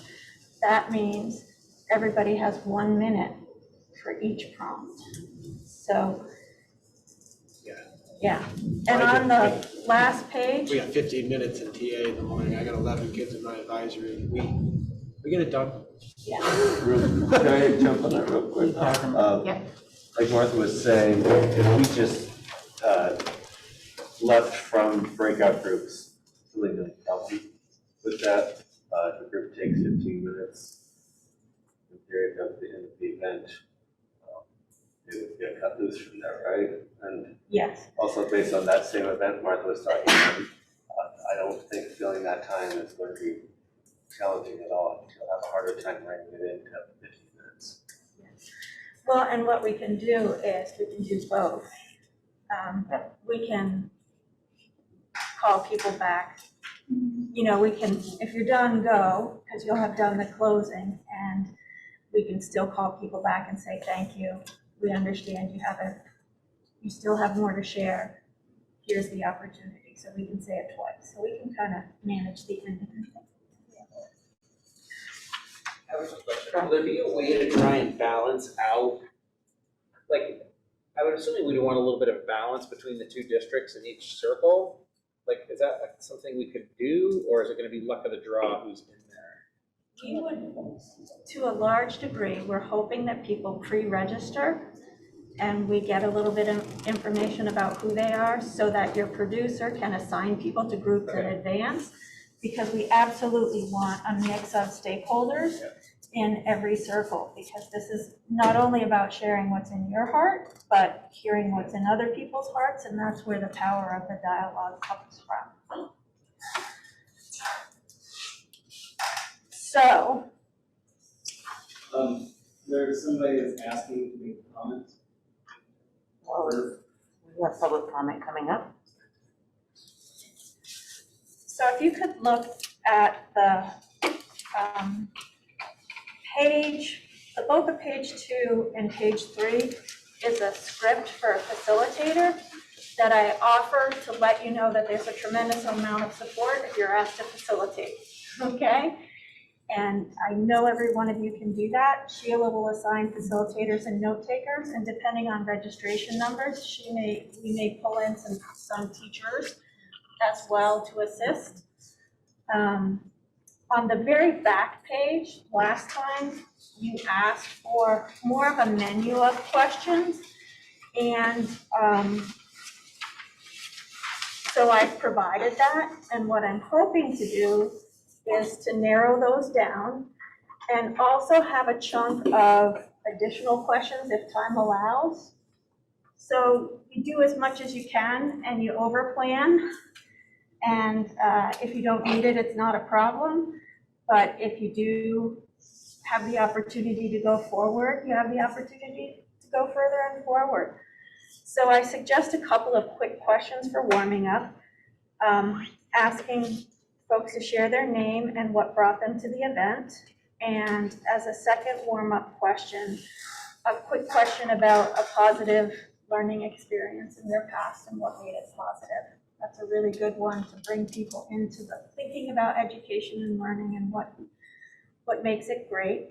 And then I listed 3 through 14, 11 other questions. Some of them were the ones that you used in your circles, and some of them are a little different. And I would love your help picking a maximum of 4 to 5 that ought to be in the top, in the questions, and then I can move the others to possible questions. The order of the question matters, and type of question matters too. You want things really open-ended and topics that people can talk from their personal experience and their personal perspective from.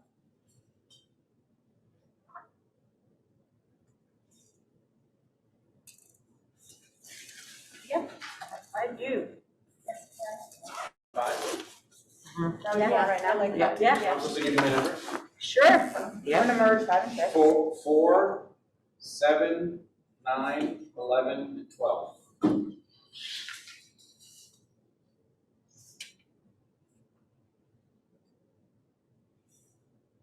So we have a proposal for 4, 7, 9, 11, 12. Anybody want to argue for something different? 5. I think there might be fears that things will change, and I would like to see that we honor things that people are proud of in their school system. And they would like to see continue. Yeah, Trying which to I feel like, I like that one, I would agree with that.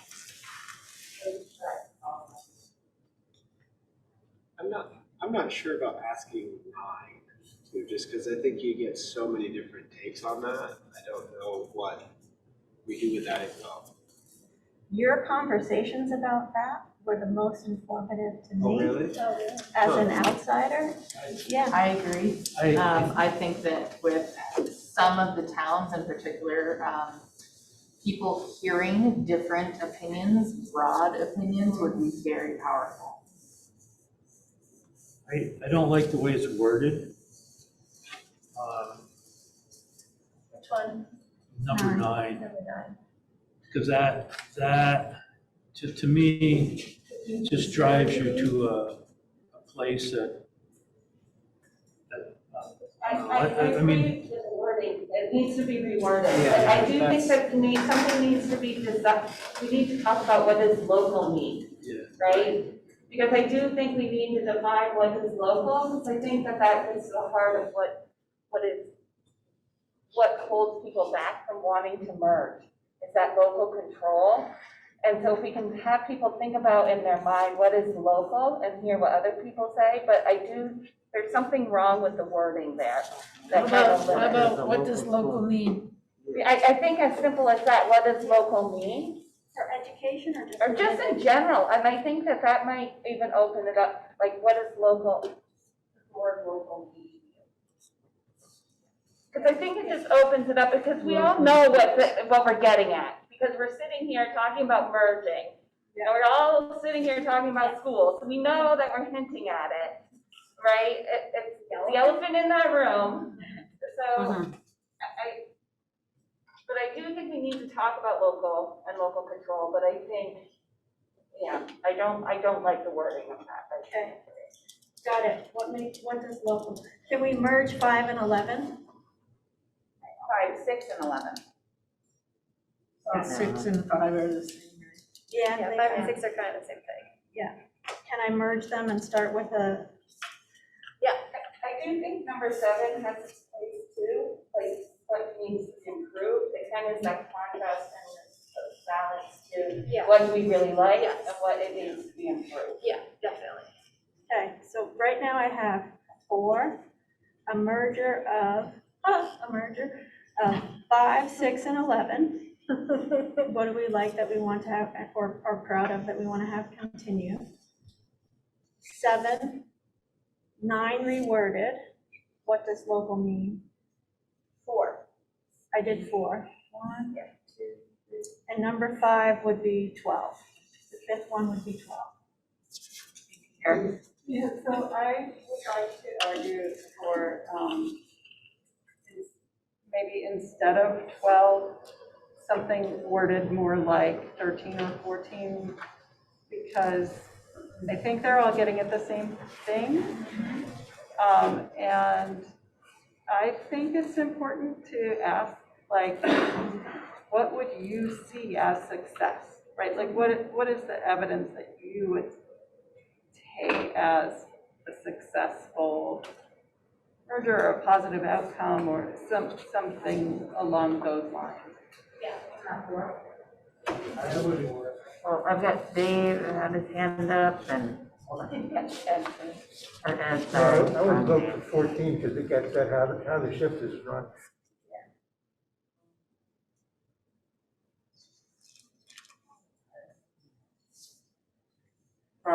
We don't have name tags tonight, so So I was just gonna comment that I would readily substitute 13 for 12.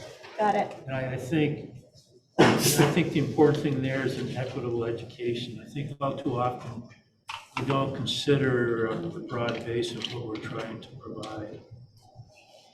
13 is substituted for 12. I heard 2 or 3 speak to that.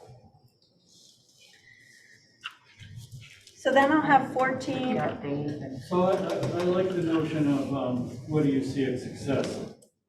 In the end, we want people to vote for our recommendation. And I think one of the things that school boards in general forget is the politics of what we're accomplishing or not accomplishing. Because in the end, voters decide the budget, the voters decide whether it's going to be a merger. So the notion of asking what does success look like might be helpful in terms of us figuring out what might be might get a successful vote. So what I can do is polish the questions and add what is now 14 and 8. And you would know that in your circles, you probably wouldn't get to all of them, but those would get more feedback from the survey process at the end. If you're gonna include 4, I kind of want to reword that a little bit. Okay. Say something like, if there's a successful merger of the districts, what do you see as a successful outcome? Because I don't know that the respondents could be able to say what outcomes might be success, might result from a successful merger. They won't know. But rather, if there is a merger, what would you see? I mean, what would you expect to be? How would you evaluate its success? How would you define success? Could you rephrase it as, what are your hopes? Yeah, something like that.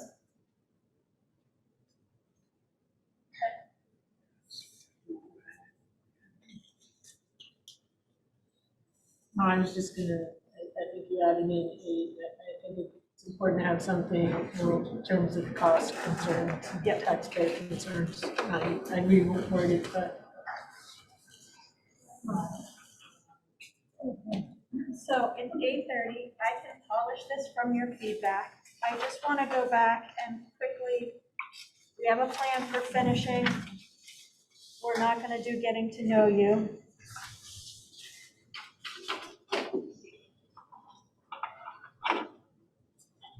Is there someone who feels comfortable introducing the circle protocol? Or would you like me to do that?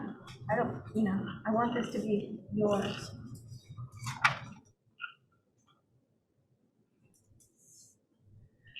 All right, I'll do it. You would? Yeah. Erica. Perfect. Is it possible, is this like our next meeting is gonna be Yeah. this? Yeah.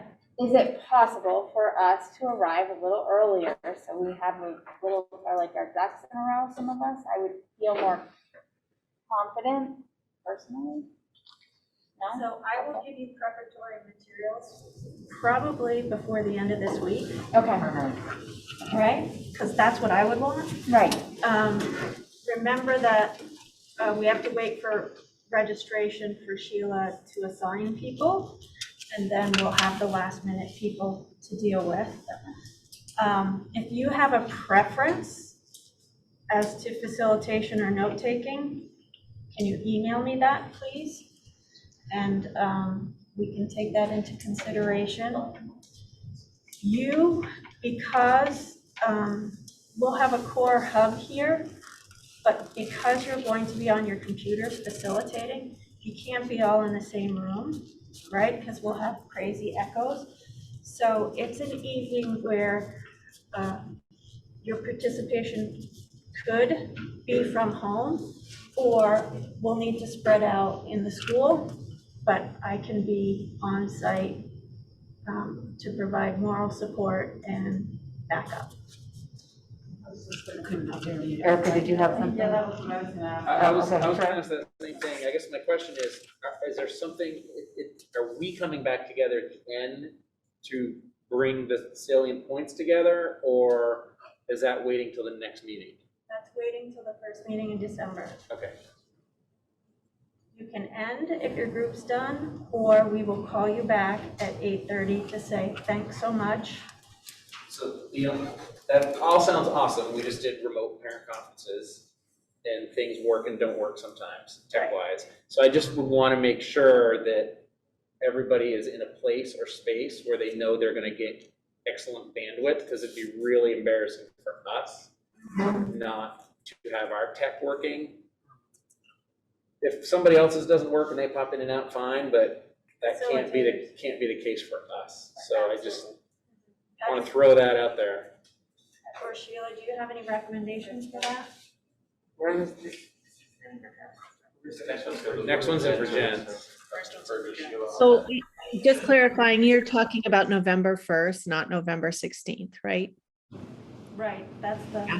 And I have only done this when everyone is remote, so not when there's a group of individuals trying to Zoom. In fact, that's harder in a lot of ways, right? Because it's kind of like the setup we have now where, you're all there together, but in some ways, but I agree, everyone needs to have good bandwidth and good, connectivity to make this work well.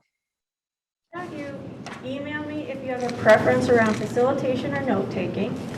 And if you have a worry about bandwidth and would like a space at school, Are we at Virgins? we're at Virgins for the first one.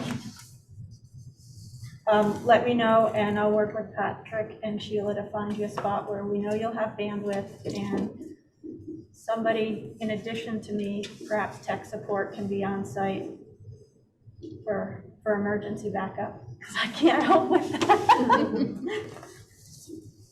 So, do I understand this correctly, that we're going to have this public input before we get the financial implications of creating a supervisory union in the third model that we looked at in your initial proposal? You have the report in hand, and we'll be able to discuss that in December. This report here? Yep. this doesn't have the financials. That's right. We talked about a report that summarizes the considerations and the decisions that have to be made in order to generate financials.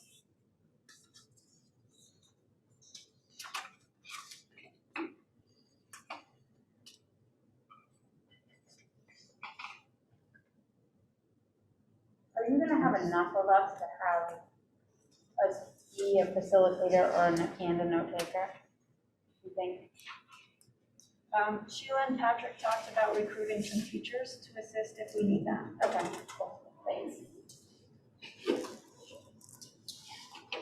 Yeah, my only concern is that date is quickly approaching and it just doesn't give people a lot of time to even register. So I'd almost suggest we do this on November 16th instead of November 1st, just to have more time to advertise it and get people to, you know, but I'm wide open, but it's just something to think about. It just doesn't give us very much time to, you know, get people to sign up and know how many facilitators that we might need. If we had a really good turnout, you know, we're essentially asking people to be available a week after next, and that's a pretty quick turnaround time too. My other thought is if we have to ask teachers to help facilitate, that's the week of parent-teacher conferences, since we're already out those evenings that week, Sheila, if you ask for Gen teachers. So we're out on Thursday and Friday, and you're not gonna get anyone help. So I'm just throwing that out there too. At this point in the school year, I'm sorry. I will be there. I will be the only one, I bet you. Becca, are you talking about the first week in November? Yes. I'm concerned about sports playoffs. Well, yeah, I was about to say that. The soccer team, and the semifinal will either be on the 1st or the 2nd, and we wouldn't know until after we win the quarterfinal, find out who our opponent is, and the ADs talk to each other, so. Well, the 16th. But the 16th, it's all I mean, done. that only gives us 2 weeks to get information out, get people signed up, and get organized. The 16th might be a much better. You can do just one, and on the 16th, I can keep you busy on November 1st for sure. Okay. Yeah. I like that. Do we have to make a motion for that, or no, that's just a decision? In the meantime, I'll still give you preparatory materials to draft and add. Practice. Yep, we'll get everything going. Perfect. Thank you. Thank you. I feel better about that. Can I ask a question quickly about this document? Yes. Is this something that we would expect people in our circles to have seen, or that we would share with them, or is this is just for us? Yeah, this is for you. You will not have to explain anything. Information will be explained by the co-chairs in advance, and your role will be facilitating and listening, asking the questions and listening, and taking notes. But we can now discuss this on November 1st. Okay, great. Okay. Moving on, the communication key points of this evening's meeting.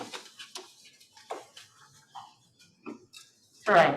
Some really good information from both the district financial teams and Ruth Hardy from the state about some financial forecasting and problem solving around that may or may not be all the good news we want. Both waiting study.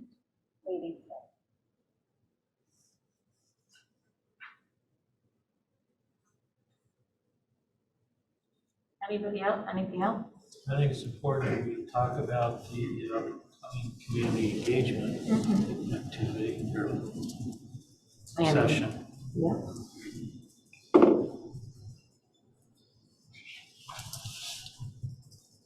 I'd just like to reiterate that it's important to communicate with your legislators.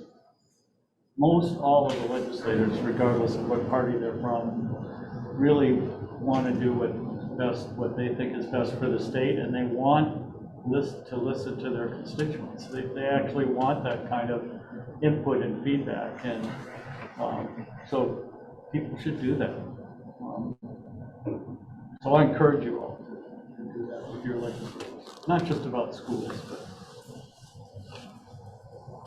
I'd like to tag on to Kevin's point about our discussion about the community engagement, about how we feel it's really important, and we're going to try and provide an opportunity for everyone who wants to have some voice.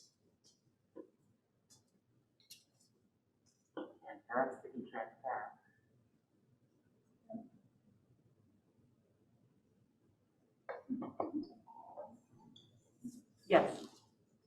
It was good to hear from Senator Hardy that, well, it's okay to try to tweak the existing financial model to adjust for inequalities around the state. There is some strategic thinking looking ahead to possibly change the whole financial model from property-based to income-based. I don't know that I would include that. I think that's probably too much detail, given that it's not really relevant yet, since it's so undecided. I think the point is that the whole structure is being looked at carefully, from the weighting threshold to the, Tax base. the tax base. So I think, that's the point that needs to be conveyed. The broad-based discussion, including merger studies and other initiatives. Waiting study. Yeah, waiting, I'm sorry. Thank you. In other words, people are thinking about it a lot. I think Brad's point is well taken. Although the study was very narrow, as she pointed out, the charge to the task force was extremely broad. And these other considerations are part of what they're thinking. And I think we need to mention Elizabeth and Floyd's presentation also. Yeah. I think that was mentioned. Yeah. Anything else to add? Okay, public comment. We have one person with public comment. And we are going to give them the opportunity right now.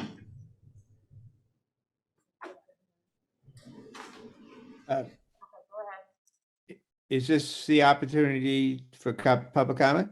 Yes, it is. Okay, thanks. Thanks for hearing my comments. My name is Herb Olson. I live on Island Road in Starksboro. I am a member of the Starksboro Save Our Schools Committee, shortened to Starksboro SOS. Pretty catchy, huh? So I want to say I respect the work that you're doing. I think there's a tremendous opportunity to save costs here in terms of dealing with the two districts. Whether that involves a merger or something other than a merger is I think a totally different question, but that's not really the focus of my comment here. The focus of my comment has to do with Starksboro being adamantly opposed to the superintendent of the Mount Abe district's proposal to close Robinson School. That's the elementary school in our town, without a town vote. We feel that's required by the current Articles of Association. And I think a lot of people just really don't want to close the school, but the numbers are huge in terms of don't close it without a vote. Promise is a promise. Meanwhile, there's the merger study committee is working here, and both the statute and the charge is pointing to a merger. Now, I'm sure there are members of your committee who have various opinions about that, whether that should be done.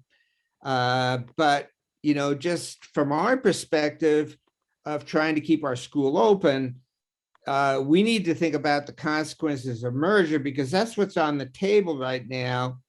And if new articles are adopted in a merged district, the question is, what's going to happen to the current Mount Abe District Articles of Agreement that guarantee a right to vote by each town before their school is closed. This has been going on for over a year now, and there are lots of people that seem to want to close our school. And we don't want that to happen. So I'm looking at your work plan. And the original work plan, of course, called for a town meeting day vote, this coming March. Then you changed that, which was a welcome relief from our perspective to have, but it still calls for draft articles to be submitted to the Agency of Education sometime in March, or maybe it's February, I can't entirely tell. And then putting them to the state board by May or June. And again, this is in the context of a work plan that on its face anyway, is pointing towards a merger where, the articles of agreement of the new district could change.